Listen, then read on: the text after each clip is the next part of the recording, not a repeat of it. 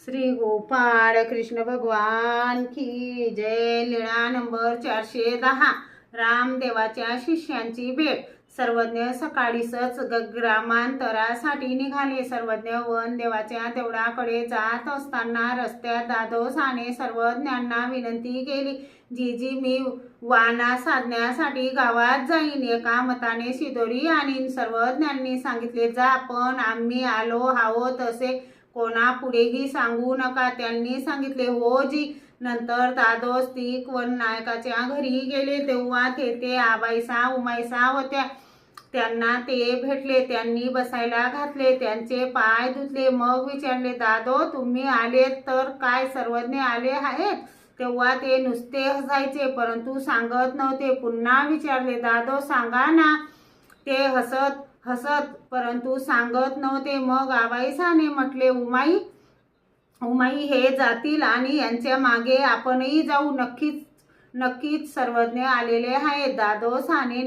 दादोसाने उमाईसाला सांगितले, उमाई तुमच्या जवळ काही शिदोरी असेल तर द्या। त्यांनी दहीभात दिला, लोणचे दिले, ते घेऊन सर्वज्ञांच्या दर्शनाला निघाले। तेव्हा सर्वज्ञ अगोदर वनदेवात गेले, मग मठावर गेले। आबाईसा उमाईसा वनदेवावरून मठावर सर्वज्ञांच्या दर्शनाला निघाले। तेव्हा सर्वज्ञ अगोदर वनदेवात गेले, मग मठावर गेले। आबाईसा उमाईसा वनदेवावरून मठावर आल्या। सर्वज्ञांना दंडोते घातले, श्रीचरणा लागले। मग सर्वज्ञांनी विचारले, बाई आम्ही आलो आहोत असे महात्म्याने सांगितले का? त्यांनी म्हटले, नाही जी। दादोसाला आम्ही विचारले, दादो तुम्ही आले तर सर्वज्ञ आले आहेत का?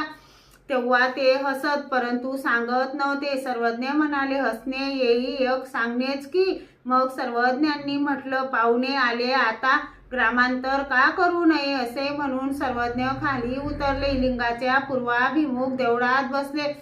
नंतर सर्वज्ञांना पूजा वसर केला, जेवण झाले, गुन्हा केला, पानाचा विडा घेतला, मग थोडा वेळ विश्रांती घेतली। संध्याकाळी राजमठाला गेले, तेथे